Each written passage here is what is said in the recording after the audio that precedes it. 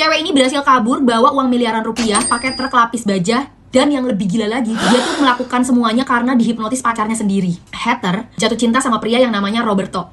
Bedanya jauh banget dah, si Heather ini masih muda, sedangkan si Roberto itu udah 50 tahun. Tapi yang paling mengerikan bukan soal umurnya ya guys ya.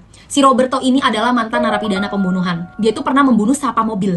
Tapi entah kenapa si Heather ini tergila-gila sama dia. Roberto juga dikenal aneh. Dia tuh percaya kartu tarot, ritual spiritual, sex magic, hipnotis. Suatu hari, si Roberto ini nyuruh si Heather untuk cari kerja. Si Heather akhirnya diterima di Loomis Fargo, perusahaan pengangkut uang pakai truk lapis baja.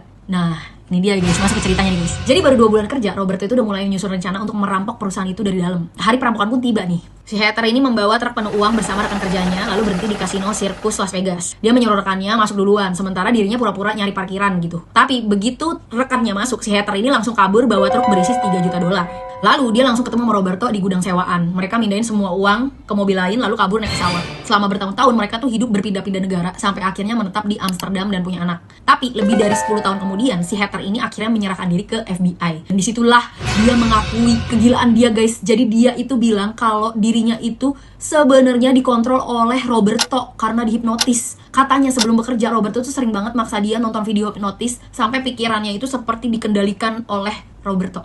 Tapi anehnya guys, sampai hari ini si Roberto itu ngilang gitu aja dan gak pernah ketangkep dan gak pernah ketahuan dia di mana. Dan sebagian besar uang hasil perampokan itu juga gak ada guys. Semoga kita semua dijauhkan dari orang-orang yang bisa hipnotis kayak gini, amin.